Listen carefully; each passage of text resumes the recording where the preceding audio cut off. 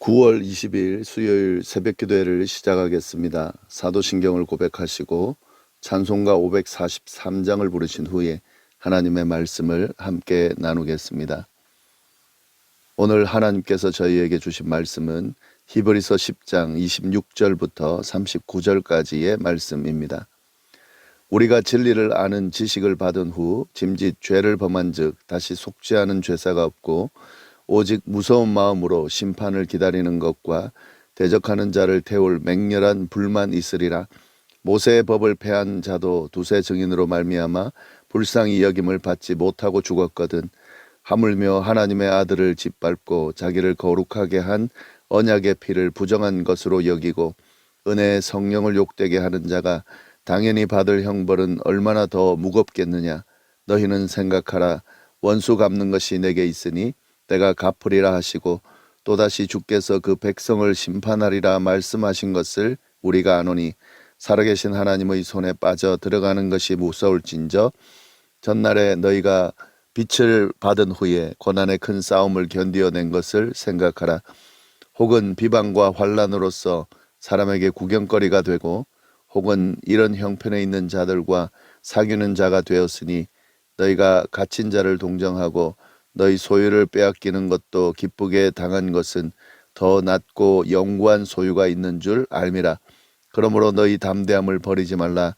이것이 큰 상을 얻게 하느니라. 너희에게 인내가 필요함은 너희가 하나님의 뜻을 행한 후에 약속하신 것을 받기 위함이라. 잠깐 후면 오실 이가 오시리니 지체하지 아니하시리라. 나의 의인은 믿음으로 말미암아 살리라. 또한 뒤로 물러가면 내 마음이 그를 기뻐하지 아니하리라 하셨느니라. 우리는 뒤로 물러가 멸망할 자가 아니요 오직 영혼을 구원함에 이르는 믿음을 가진 자니라. 아멘.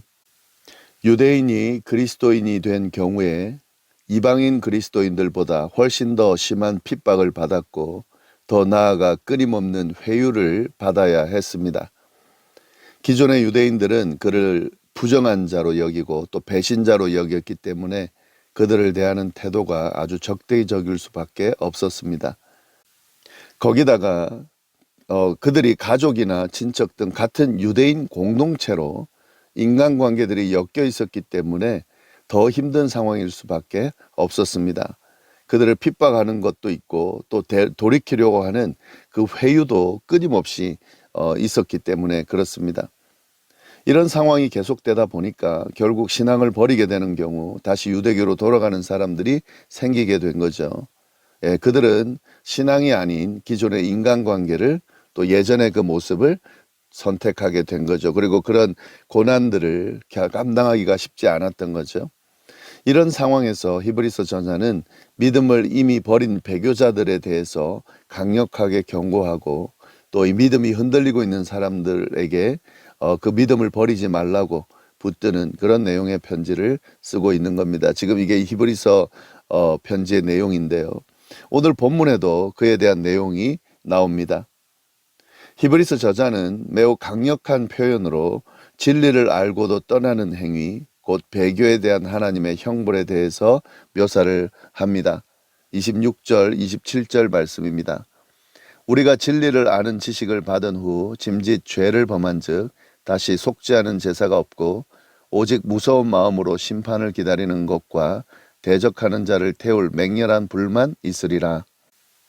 여기서 진리를 아는 지식을 받은 후라는 말은 믿음을 가진 후를 의미하겠죠. 그리고 짐짓 죄를 범한 즉 이 말은 고의적이고 반복적인 죄를 범하는 것을 말하는데요.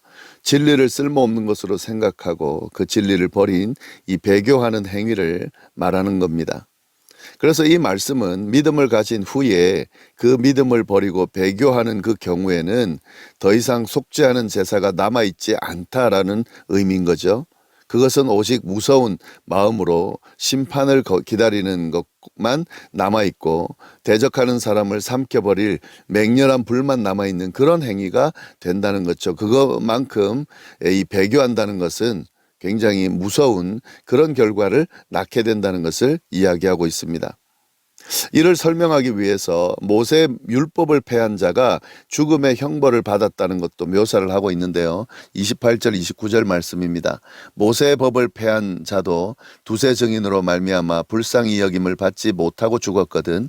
하물며 하나님의 아들을 짓밟고 자기를 거룩하게 한 언약의 피를 부정한 것으로 여기고 은혜의 성령을 욕되게 하는 자가 당연히 받을 형벌은 얼마나 더 무겁겠느냐 너희는 생각하라. 모세의 율법을 거부했던 사람도 두세 증인의 증언에 의해서 동정을 받지 못하고 죽었는데, 이 배교라고 하는 것은, 믿음을 저버린다고 하는 것은 더 고귀한 하나님의 아들을 짓밟는 행위라는 거죠. 그렇기 때문에 더 큰 형벌을 받을 것이라고 이야기하는 겁니다. 그리고 이 사실을 경고하면서 이에 대해서 생각하라고 지금 분명하게 이야기하고 있습니다. 또한 또 다른 예를 드는데요. 히브리서 저자는 광야에서 그들의 조상들이 하나님을 떠났다가 어떤 일을 당했는지를 상기시켜 주면서 하나님이 반드시 당신을 떠난 원수를 갚으시고 자기 백성까지도 심판하신다라는 말씀을 선포합니다. 30절 31절 말씀입니다. 원수 갚는 것이 내게 있으니 내가 갚으리라 하시고 또다시 주께서 그의 백성을 심판하리라 말씀하신 것을 우리가 아노니 살아계신 하나님의 손에 빠져들어가는 것이 무서울진저. 하나님께서는 반드시 원수를 갚으시고 자기 백성까지도 심판하시는 분이십니다.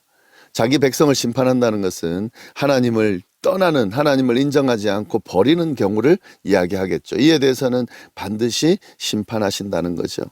핍박 때문에 또 기존의 인간관계를 유지하려고 믿음을 저버리고 배교하는 자들에게 어느 쪽이 정말 더 두려운 대상인지를 확실하게 알라고 지금 경고하고 있는 겁니다. 물론 이러한 경고는 단순히 겁을 주려고 지금 이렇게 이야기하는 것이 아니죠. 그것만이 목적이 아니죠. 이제 히브리서 저자는 이 부분에 대해서 경고하지만 겁을 넘어서 어떤 방향으로 나아가야 되는지를, 그래서 어떻게 해야 되는지를 분명하게 알려주고 있는 겁니다. 믿음을 가진 자들이 어떻게 행동해야 되는지 바른 방향을 알려주기 위해서 지금 이 이야기를 하고 있는 거죠. 32절 말씀 보시면 이렇게 이야기합니다. 전날에 너희가 빛을 받은 후에 고난의 큰 싸움을 견디어낸 것을 생각하라. 그러니까 예수님을 영접한 이 유대인들이 어떤 사람이라는 걸 알려주는 거죠. 그들은 이미 예수님을 믿고 받아들임으로 인해서 큰 고난의 싸움을 견뎌낸 사람들입니다. 그러니까 지금 이 부분을 그냥 믿자마자 지금 배교하는 게 아니라 그들이 믿음을 가지고 예수님을 믿고 따르면서 큰 기쁨 안에서 이 모든 고난들, 시련들을 사실 겪어내고 견뎌냈습니다. 그런데 이제 그것이 계속 그 핍박이 강해지고 하다 보니까 지금 믿음이 흔들리게 된 거죠. 그러니까 지난 시간 견뎌냈던 그 시간들을 기억하라는 거죠. 그리고 그 시간들을 통해 믿음을 지켜왔던 것을 기억하라는 거죠. 이제 33절 34절 말씀, 혹은 비방과 환난으로서 사람에게 구경거리가 되고 혹은 이런 형편에 있는 자들과 사귀는 자가 되었으니 너희가 갇힌 자를 동정하고 너희 소유를 빼앗기는 것도 기쁘게 당한 것은 더 낫고 영구한 소유가 있는 줄을 알미라. 그들은 예수를 믿는다는 이유로 비방을 당했고 또 갇힌 자들의 편에 섰고 소유를 빼앗기는 가운데서도 신앙을 지켰습니다. 지켜왔습니다. 이 부분을 기억하라는 거죠. 잊지 말라는 거죠. 그들이 그렇게 했던 이유는 훨씬 더 나은 영구한 그런 희망, 소유가 있다는 것을 알았기 때문에 그런 거죠. 예, 이들은 복음의 기쁨과 영광이 무엇인지를 체험했던 사람들입니다. 그렇기 때문에 그걸 기억하면서 그것을 다시 붙들라고 지금 이야기하고 있기 때문에 있는 거죠. 여기서 우리가 분명하게 깨달아야 되는 부분이 있습니다. 예, 믿음 흔들릴 수 있습니다. 우리가 믿음을 가지고 그 믿음을 끝까지 지킨다는 것이 쉽지가 않기 때문에 그렇죠. 그러나 분명한 것은 우리가 믿었다는 이유는, 또 믿고 그 믿음을 유지해온 그 과정을 보면 정말 그것이 소중하고 정말 우리에게 꼭 필요하고 우리에게 정말 영생을 주는, 희망을 주는 그런 내용이 있기 때문에 우리가 믿고 신앙생활을 해온 거죠. 그러니까 이거를 잊어버리면 안 된다는 거죠. 믿음이 흔들릴 땐 자꾸 그 부분들을 부정하거나 생각하지 않는 경향이 있는데요. 그러면 안 되는 거죠. 지금 눈앞에 펼쳐지는 어떤 시련이나 역경만 보지 말고 지금까지 지켜왔던 그 믿음, 그렇게 생활해왔던 그 믿음의 그 의미를 다시 한번 붙들고 생각하는 거죠. 그러면 지금의 상황들이 잠시 지나갈 시련이라는 것을, 우리를 흔드는 어떤 그런 잠시의 과정이라는 것을 우리가 알게 된다는 거죠. 지금 그 부분을 분명하게 알려주고 있습니다. 네, 36절 말씀. 너희에게 인내가 필요함은 너희가 하나님의 뜻을 행한 후에 약속하신 것을 받기 위함이다. 그래서 이 히브리서 저자는 인내가 필요하다라는 이야기를 하는 거죠. 믿음을 가진 자들이 하나님의 뜻을 행한 후에 그 약속을 받아내기 위해서는 인내가 필요하다는 거죠. 왜냐하면 지금 당장 뭔가 결론이 지어지지 않는 것이고 시간이 걸릴 거기 때문에 그것이 이루어질 때까지는 참아내야 되는데, 그 참아낸다는 것이 바로 인내인 거죠.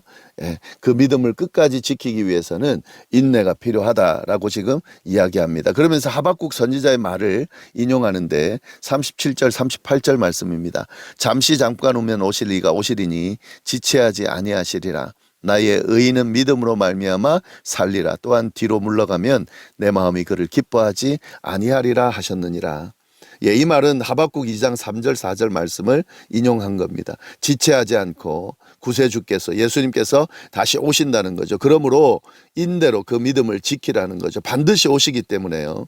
그리고 의인은 믿음으로 산다 하는 의미, 그 의미가 바로 이겁니다. 믿음을 끝까지 지킬 때 그 의인의 모습을 완성할 수 있다라고 하는 거죠. 그러니까 인내함으로 이 의인의 판정을 받을 때까지 믿음을 끝까지 지킬 수 있어야 된다라고 지금 강하게 이야기하는 거죠. 뒤로 물러서는 것은 하나님께서 기뻐하시는 것이 아닙니다. 그렇기 때문에 물러서지 말라고 분명하게 이야기합니다. 그리고 결론으로 39절 말씀, 우리는 뒤로 물러가 멸망할 자가 아니요 오직 영혼을 구원함에 이르는 믿음을 가진 자니라.